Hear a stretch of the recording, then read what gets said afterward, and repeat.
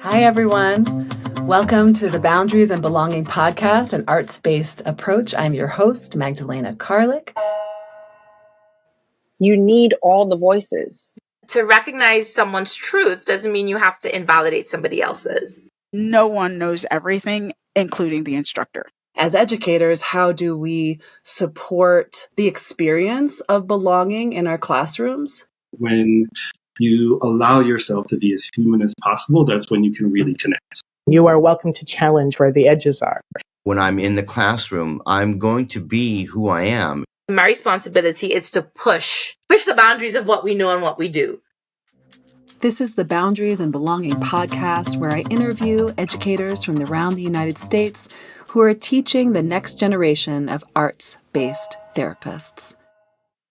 Well, I am welcoming Dr. Gwen Sanders, a board-certified art therapist and marriage family counselor located in Oakland, California. Thank you so much for being here today. Such a pleasure to be here. Thank you for inviting me. Absolutely. And you have been teaching in art therapy and expressive arts therapy programs for over 24 years, which is... I've been at a few different universities, and I've landed in a couple that have been where I've been the assistant professor and the practicum director, which has been good. Yeah, I enjoyed that very much. That is such a hefty amount of experience. So I'm really looking forward to hearing about your perspective around being an arts-based educator. I'd love to start with boundaries. What boundaries are important as an educator, both for yourself, for the class, for the curriculum? What comes to mind when you think about boundaries? Well, it's in terms of my field, of course, as a clinician, as a therapist, boundaries are so relevant in our work with our clients and setting structure and whatnot. And as an educator, I have taught classes that I very much believe that our students must discuss about their own family issues and be open about it and transparent, so that the group members can hear and so that they can end up being somebody that is willing to discuss their family and their origins, so that they can look at their biases, they can look at what is working and what's not working, what they want to change. So boundaries are really like, it's not therapy in class, but it's not didactic alone, because the art in itself unearths so much information that we need to be able to look at ourselves. I'm a strong advocate in that we must be really attuned to who we are, what we do, what we don't do, why we don't do what we do, and how much that's influenced by, I always do this like upstream, like our families and the way that we've learned. And so boundaries are really significant. And I think that one of the things that I would say when I was teaching is that we're learning how to be an objective viewer of ourselves, as if we're sitting right up here above us, especially in the beginning. Being the practicum director, I have lots of new novice therapists and want them to kind of watch themselves and listen to their thoughts go a buzz, and then be able to keep their mouth quiet so that they don't act on impulse. And yet they're truly there as their human person, but they've got to know how to be an objective viewer of themselves, number one. Number two, their person equal, but they can't interfere. Got to get out of their own way. So boundaries are such a fluid discussion that I'm very interested in it. So it's great. That's what boundaries and belonging. Yeah. Yeah, it can, boundaries can show up in so many different ways as facilitators of a transformational educational space. I'm wondering about facilitating belonging. How do you do that? What does that look like? Are boundaries a part of facilitating belonging in the classroom or in the program? Yeah, I mean, I was looking at your questions, and I don't know if I should just jump into what some of them are that I kind of answered, because it made me think a lot about how I teach. Mm. And I'm very much set structure in the very first class, especially if it's like a 3-unit class. It's 3 hours a week for 15 weeks. We would do semesters. And I always set up the tone of transparency. I'm going to tell you when I feel as if I've done something. If I make mistakes, I make mistakes a lot, and I tell you about them. And I'm okay with that. Nothing's perfect about me or what I expect of anyone. And I always say that, you know, perfection is the enemy of good enough, and that's what we're seeking to be. Mm. So belonging, I want them to know I am belonging with them. I will be there present, and I'm going to set up a structure so that everyone has a voice, so that everyone in the class does. I noticed when I was at my own, as a student, and then I was in the doctoral program, I noticed it, is that some of the professors just don't know how to shush No. some students. And then I'd be so irritated. I'm like, that's your job. And so, you know, I usually start a class by talking about where some of us are introverts, some of us are extroverts, and how are we what do we need? Do we need to speak? Do we need to wait? Do we need to listen first? So knowing that often introverts get overrun with extroversion, I tell them that I'm going to be setting the tone with finding out how many of you are introverts, how many of you are extroverts. So, and because of that, I'm going to make sure that we hear just as much from those that want to take a little bit more time to answer a question. I'm going to offer them time. I'm going to ask them time, and I'm going to make space for everyone. And I think that it's so important that not a few people speak, because that's not helpful at all. And so that's like one way I think I foster belonging, and I let them know that usually the classes that I would teach would be pretty intensive, that I pretty much have high expectations and demand that they open up and they're resilient, and that they are someone who really wants to be there, and I want to hear it.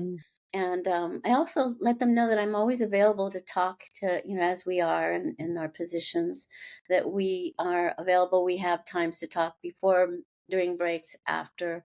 Email. I want that availability to be there so that they know that they're not ever shushed. They don't ever have to not speak up. And I tell them I'm not conflict averse. And I know that more than likely many of you are, unfortunately. But if you're a therapist, you got to get over that, because your job is much bigger than just being nice and kind and like trying to make people happy. That's not your job. Your job is to really welcome all facets of everything. And so you've got to be able to tolerate a lot of that. So Yeah. a couple terms I talk about is they're very psychoanalytic. I always say, how many of you want to be gratified? How many of you want to be deprived? You don't want to be deprived? What's wrong with you? Of course you don't want to, but the fact is, in our work, we're often going to be deprived, because it isn't about us. It's about our work, bringing art to others. And so belonging is about knowing how to manage yourself so that you can be a part of the group, and that everyone can accept what's going on within the group. So those are just a few things that I can think of. Yeah, thank you. And there, you know, and there's always so many things going on in the group, from what the course objectives are, to the dynamic of the group, to what's happening with the facilitator, and then of course what's happening collectively. It's quite a complex mix. Yeah, very complicated. Muy complicado. Our work is so complicated, and it's really rich and deep. And I think of us as being lifelong learners, and that we get to explore so much, and we get to be so lucky to be a part of people's lives. They let us into their lives, and so we are really honored. We're the lucky ones that we get to know and to be a part of our clients. And I feel the same way with the students that I've worked with for so many years, that I've really enjoyed being privy to their evolution, their transformation, which is really exciting. What have you taught over the years? What are some of your favorite classes to teach? What do you love about those classes? Well, one of my favorite, well, I have many favorite students, but one of the students who is coming in and teaching some of my classes, because as I just mentioned, I'm stepping down from teaching a lot, so I've let go of teaching. I'm the practicum director, so that I really have enjoyed a lot. There's a lot of responsibility in it, and it's kind of a ongoing. Just there's always got to be on with something or other. But I taught. I think probably for 20 years I came in because my experience initially was with children, and I taught what we called a metaphor of psychopathology for children. It was in the summer. It was just a 1-unit class.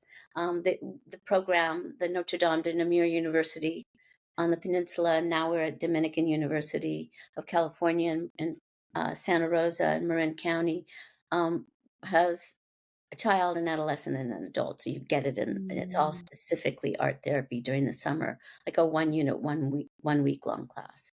And then that was my very first class. And then I was asked to be a clinical supervisor. And I came on doing that. I taught a class called Methods of Group and Family. So it's like this really, I think that's my very favorite class. And last night, I was just on the phone for the second time this last week because we're at the beginning of school with one of my students who is taking on that class starting as of in 3 hours from now. And she's got a full group, like 20 students, and it's a very intensive class. I took it on from my mentor, and she ran it very differently, and then I developed it and taught it for 11 years. And so it's concept of group dynamics and family.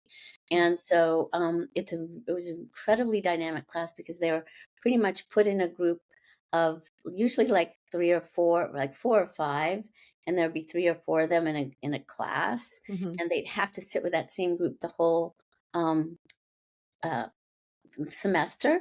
So you kind of had to be with each other a lot. And the idea is a group is a family is a group. So you're going to play out all kinds of stuff in your own family with your own group. So they've got to journal that. They've got to journal about their process of being in a group. They've got to learn a particular theory really well. And then we're learning family systems theories. So we'll go through structural and psychoanalytic and narrative and all of these theories. And there are 4 groups. Each one has a very distinct theory. And they have to learn it really well because they're going to make an art piece about their own family and break it down into the elements of that particular theory. Not narrative, because narrative is more of positive reframe. And then your group had to present theory, and each of you had to present your art. And then you had to do an altered book in a positive psychology, and you're doing a positive reframe of your family from that positive reframe. Wow. And they would be like, why, how do you do that? It's like, you got 10, 11 weeks to figure it out, and you keep asking questions and you'll figure it out. And I'd have some books that they would get that they could see some of the pictures. And then they had to do a treatment plan from that theory about their own family, which was one of my students said, oh my God, it was like pulling my nails out. And I was like, good. It's a good learning experience. And then they had to present, and then they had to write a 10-page paper about a particular group that was a system that they wanted to analyze in all these very specific ways. There's some other things. And then I went on to teach history and history and foundations of art therapy. I did art therapy assessment class, and there must have been something else. Art, the 1-unit art therapy assessment, which is hard to do in 1 unit. It's like packing that in. Important classes. Yeah. Yeah, thinking about the group dynamic and family art therapy course, and the acting out and calling in that I imagine was just part of the work, makes me think about how conflict can show up in the classroom, interpersonally in the group, between the group and the facilitator, and in lots of different ways. And I guess I'm curious about what conflict has looked like in some of your classrooms and how you navigate it. Well, like in that particular class, I will tell the students that just because this class is so intense and there is so much that's going to go on, I'm available at any time if you want to talk to me, more than likely outside of Mm. class if Mhm. you're struggling. But I want you to look at this as this is your family and you'll be working this out with your family. How would you do that? And I'd say to them in the beginning, now I want you to know that I'm aware when there's conflict in this room, but I'm not going to jump in and do anything to quote save you or to get involved because this is a process where you're trying to work it out. Put it in your journal, put it in your art. If you need me, let me know. And there were like at least three, no, there were two situations where I had to intervene Mm. when somebody actually was talking about what felt to be unsafe behavior in their home with the group, and they were worried about that person. So I Mm. reached out to that particular student and talked to them and actually formed a really strong relationship over the years, because somebody was there to listen and somebody was there to try to let them know that something could be done if there needed to be something done. And another time was I could tell these two big personalities were in the room and they did not like each other. And I did not pick these. They were very random how they were sampled out. And when I saw them, I was just like, oh, Jesus. And I thought, oh, that's okay. We'll see what happens. And I could hear them and do stuff. And then they had one of the students that was like most sweet and nice and trying to do everything. And so I would always talk about, like, the things that happen in our groups are what's happened in our life all our lives. So we get to Mm. see it in a different light now and we get to watch it. We get to do things about it if we want to. We can use the other group members. We can, you know, hopefully if you're in therapy, you can talk about it. You can come to me.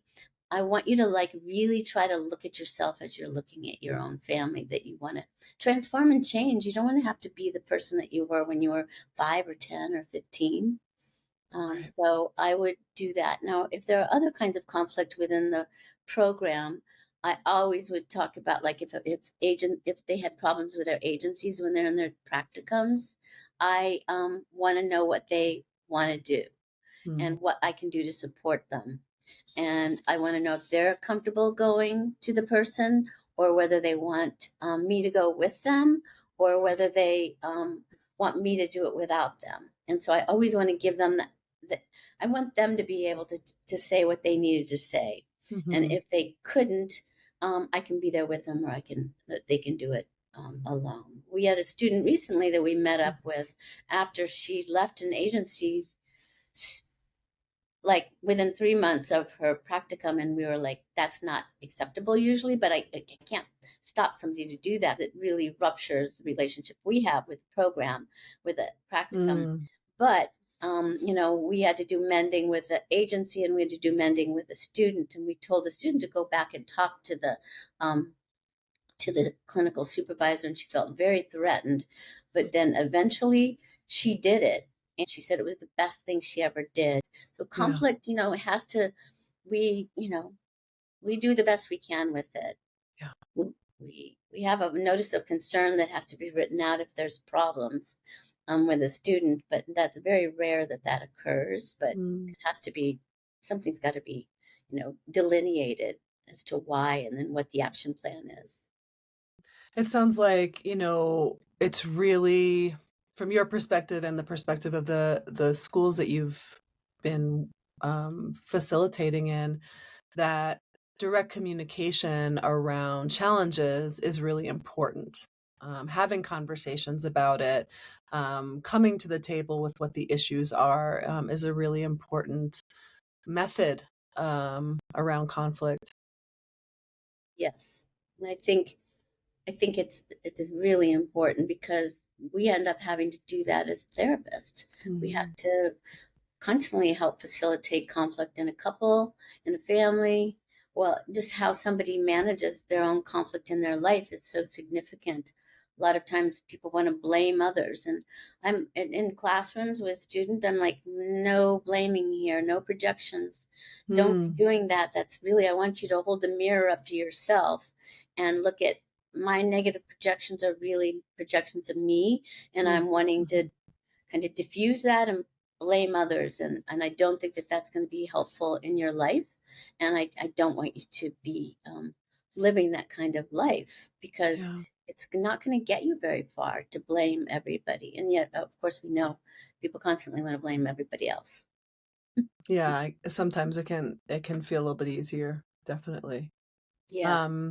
Yeah. When you were talking about giving students choice around how to approach um, interpersonal challenges, it makes me wonder about consent in general with students. So, from like participation in directives or experientials inside of class to homework assignments, I'm curious how consent shows up with students around these things. I thought that was a really interesting question when I read it, because I don't know that the students ever have to sign any kind of consent. To me, Mhm. that they're walking into a graduate program in therapy, and um, in each of the syllabi, there's usually participation and attendance, and we make a very Mhm. clear distinction about participation as being an active member in the class, and being a somebody who's not just in the shadows. So that is already what I expect, is that people need to show up, and that's, I think, why I do that Mm. thing to balance the room out and to make sure everybody's got a voice. There's a lot of diversity, inclusion, all voices are heard, and we want to tolerate everything so that we can hear what's going on, and to Mhm. let people know that not everyone agrees with everybody else, and that's just fine. Mhm. So our program at Notre Dame and now at Dominican are 3-year programs. So we have an extensive 3-semester, 8-unit thesis where they have to go out and do their research, as Mhm. well as the 700 hours of practicum plus 63 units.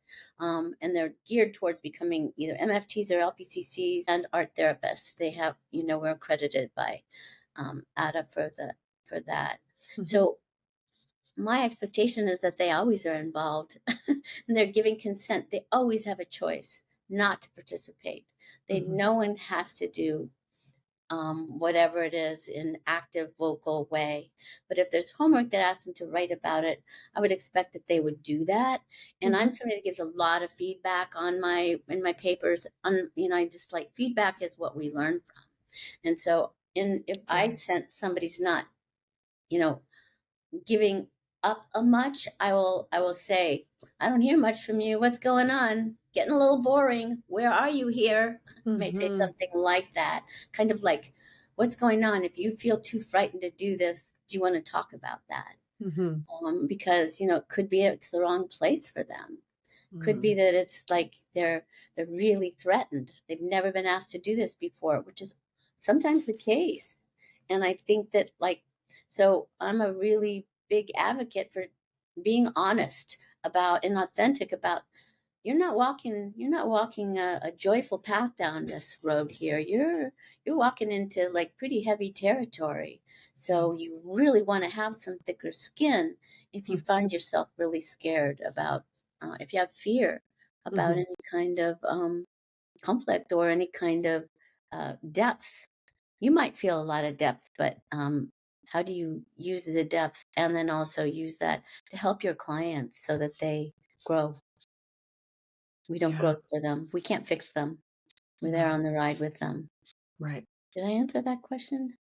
Yeah, I hear just that the expectation and the encouragement for students to show up as often and as much as they can, and that sometimes students are challenged to do so, Yeah. for a multitude of reasons. Yeah.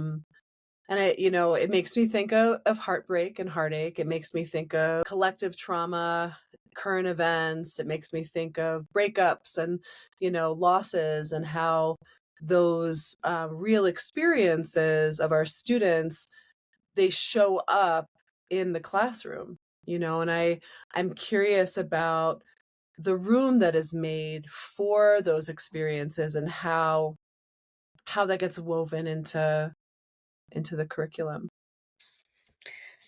Yeah, I think that real life experiences are the most important of what we bring into the world. And if we're safe Mm, enough to bring up what what we're fearing and what we are worried about or what's happening in your life, um, I think there's usually always time to be able to discuss that, but then you've mm, got within the classroom construct that has to be followed.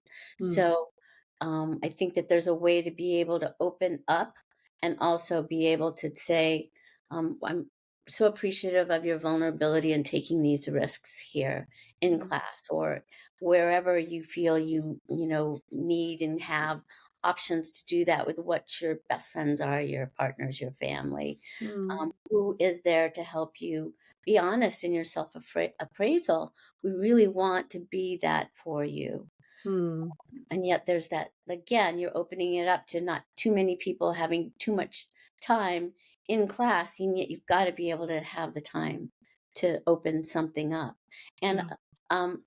and I'm a believer again in journaling and making art in class, out of class, and we would do art in every class just about, so that you've got that time, and there's art studio space to do that. There's of course therapy. Our program actually didn't require um, therapy, but when they come into practicum, we tell them this is the time, if you haven't been yet, to really go, because so much of yourself is going to show up in the room, and you Mm, really want to know how to manage that so it doesn't interfere with your work, with your mm, clients, and yourself, because it gets so saturated. yeah. So that's, I think, where I see the most kind of trauma showing up and people worrying Mm, so much about their clients and what they can and cannot do. mm, And they want to know who they can go to at their site that's going to help support them, and do they feel that there's enough people there that understand and that they can collaborate with, mm, and or at school, who's here within the school to be their advocate and to help support anything that they need for them. And the University of Dominican now has a ton of resources for students, so that's that's really great. good. So Yeah. that, and we all those links are on all of our syllabi, and they come into the program and talk sometimes about what they provide. So there's Mm, there's, I think, yeah, everything to help the student feel like they're really getting what they need, yeah. Yeah. and it not might not be comfortable. And I don't think it's certainly not always comfortable, but it doesn't mean that that's bad. It means that that might be hard.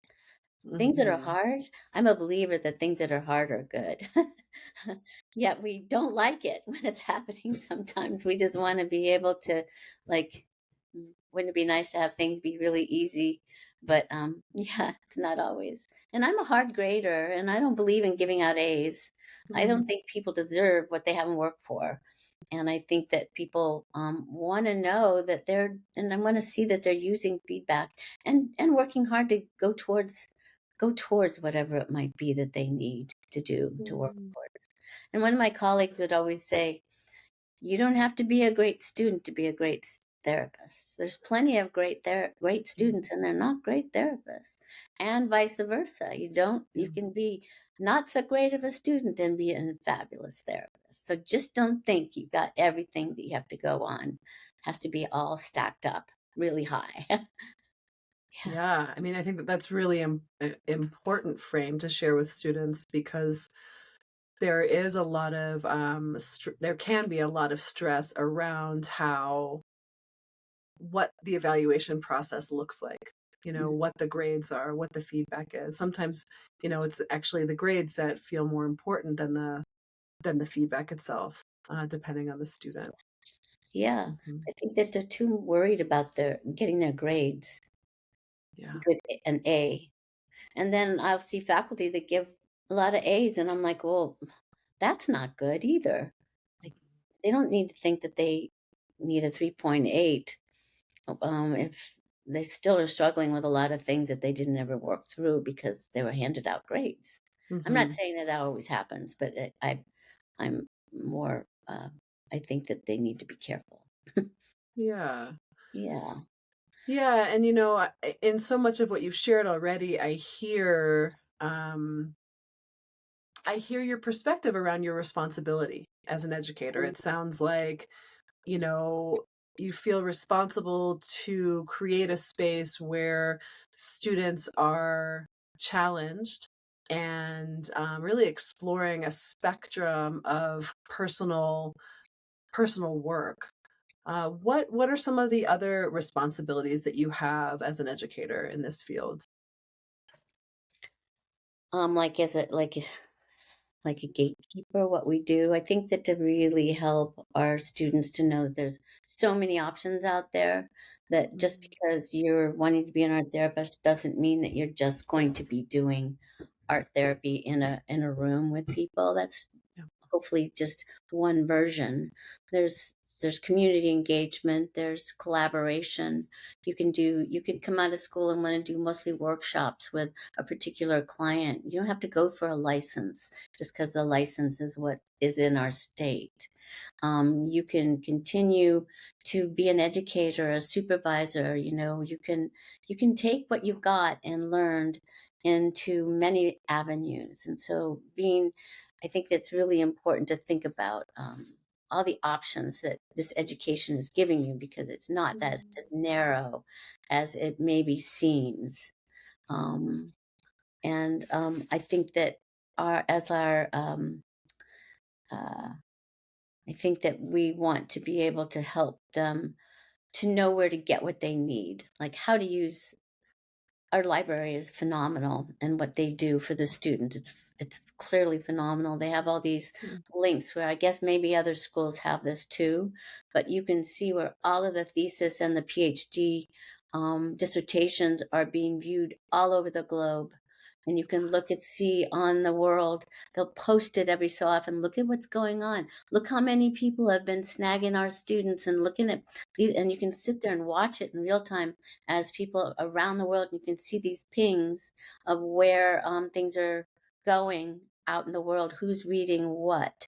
And I cool. think that it's pretty phenomenal to know that there's people that can actually help you with learning things that I don't know anything about. I don't know anything about what they know. And so it's really important to connect to, like, to say, did you go to the librarian and he knows this, that, and the other? And then for me in the practice, the practicum director, I really love to link up our students with practicum sites. And of course they come to a practicum fair, and I'm connected to them, and the students can go out and locate ones of their own. But I want them to know that the world is much bigger than what it sometimes seems when you're locked down in school and like in the classroom, and like it can be really hard. And so I Mhm. think that I'm trying to think of it's about collaboration and community that we want to really help. I've done some international work. My colleague and I, we went on 5 different trips and took students to Central America. We went to Nicaragua 4 times, and then we went to Costa Rica when the Mm, Nicaraguans were then banned from their country in the last of late, so that they are now, immigrants in Costa Rica. So we mhm, did that, and that was like to help them, because we realized that even though trauma lives all around us, trauma is, of course, in other countries, and we want to know that what people come from other countries and bring with them, you want to always be open to the diversity in the types of lifestyles, and to not have any kind of to pay attention to your biases of what it's like to be everywhere. And of course mm, people travel the world extensively these days, but it's really good to go and do social learning in the community and work with different populations and go into their homes and work in a hospital setting, and we go mm, into a setting that's actually, the older people's home, and what they have, what that's like in Central America instead of here. And even mm, though we know that there's plenty of trauma here, we want our students to think about the broader perspective and to really be aware of, with gratefulness and gratitude, of our privilege. We have so mm, much privilege being in this country, and to go elsewhere and to realize, like, some of the students would be like, staying up really late and we're like, you guys are going to lead this tomorrow, and you guys are going to do this.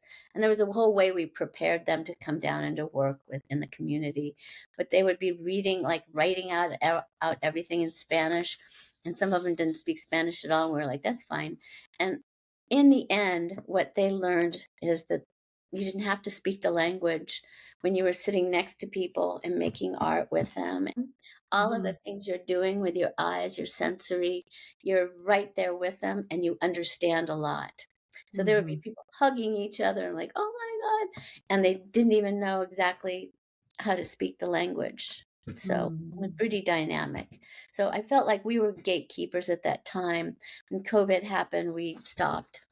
And so I thought that was like really important for helping them broaden their horizon, anything to help with that.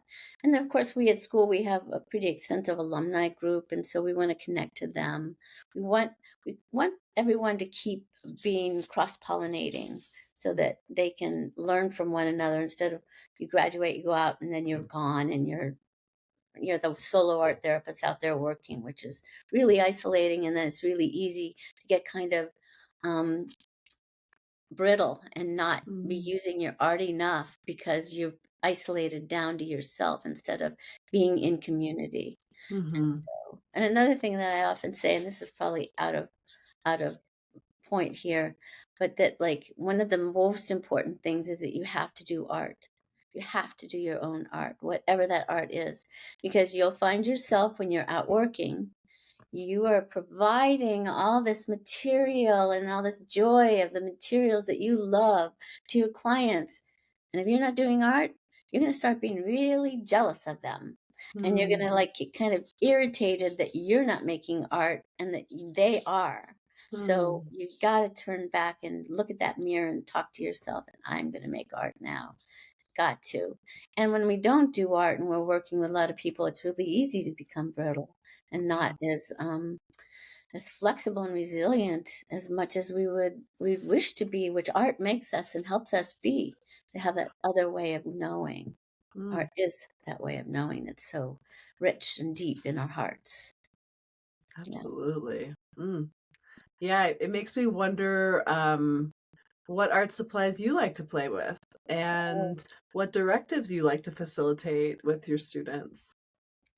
Oh, I actually love that art therapy assessment class, and I would kind of take them through doing all of these art assessments that we are taught. And I'm like, you're going to have to not know anything about. I said, maybe you've done some of these in class, but you're not going to have known the function of them, why they were designed.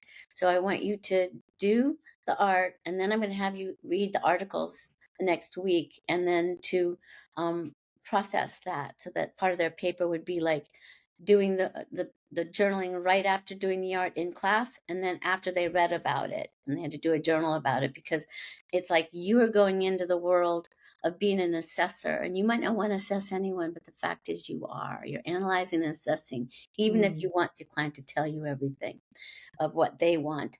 But so that would be really eye-opening, that they didn't know what it was that they were being assessed, and then they get really agitated. And I'm going, of course, that's the point. I wanted you to know that dreaded house tree person, what it was. So pathologizing, yeah.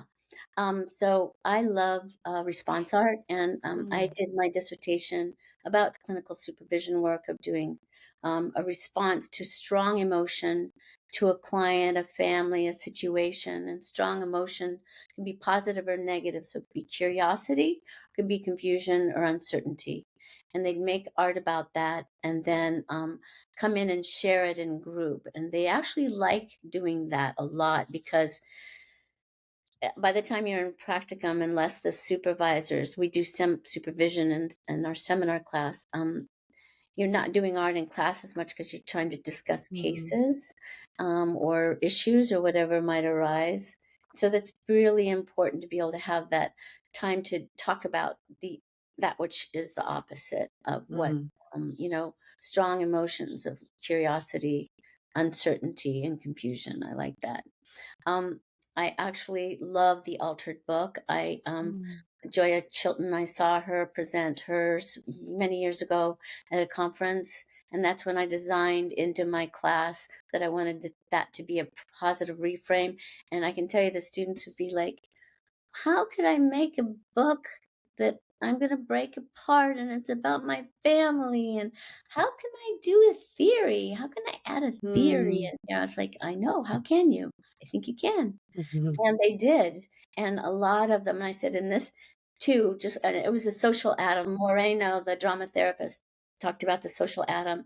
And I gave him like about the social atom being the center of your family and who's closest to you. And that was your art they made from their theoretical perspective and that methods of group and family. And then they had to do a positive reframe on their family with an altered book. And often I'd say, both of these are really amazing. You actually incorporated theoretical language into art. Who would have known, huh? And then the altered book, could be solution focused. Mostly they pick narrative, makes sense, but feminist too. And then those books ended up being profound for many, many students. And so I love that altered book directive for that class. And I would say put them up and you can look at it and just remember and have it talk to you, as you live in the world with it after this class is over. I love that. And I did something with kids.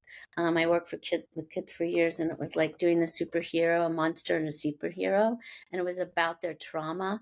It could have been about their trauma, but often they projected their trauma. So it was a superhero or a monster, so they could have both. You can have both the fear and the control in it, and then put it in an environment, because the environment is often what creates the PTSD of the situation that we experience. So by putting in an environment, you can control and change how that little fierce being is, a superhero or a monster. So I like that one a lot, and students have liked that over the years. Yeah. Yeah, great directives, really evocative and interesting. And what about your art practice? What do you play with? Well, I really love, I'm small, I'm just 5 foot tall, and I like big pieces. I like to work on gessoed paper, because I make it really thick so that I can't control it, and I'm doing abstract work mostly. I'm a featured artist in the annual art therapy show at Dominican, and I think that I said to the students last week, I said, I already did this way back in 2010 when we were at Notre Dame. I was a featured artist or the whatever.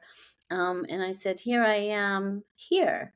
So this is like 14 years later. I said, you asked me to do it because you knew I was leaving. That's why you asked me to do it. There's a beautiful new library space that they made into gallery space, and there's a curator for this space. So we'll see what that's like. So my work is abstract. I was trained in drawing and painting, fine arts and photography, but I'm actually love doing the abstract work, but loose, fast.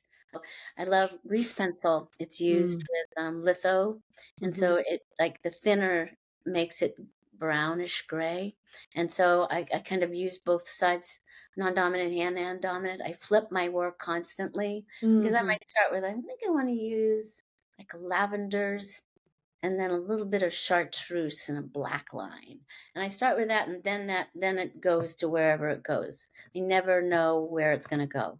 I often don't know how it's finished, when it's finished, and often I'll put it down because I'm done with it, and then I might come back to it years later, and then I cover it up and become something else because it wasn't done. So, and I just recently, for the first time, did a representational object again. It was this giant ginkgo tree. You know, ginkgo trees, they're beautiful gold in the fall. They're just gorgeous. And at the old university where we were, there's one out on this giant grassy lawn.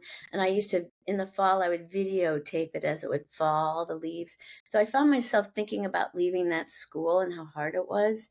And that I wanted to paint that tree. And so I did a 4 foot by 5 foot piece. And I just kind of quick outline the tree, and then went in mostly with the palette knife and put my brilliant yellow colors, and then I went in and did some other stuff. I didn't nearly paint on it as long as usual, and it was like done.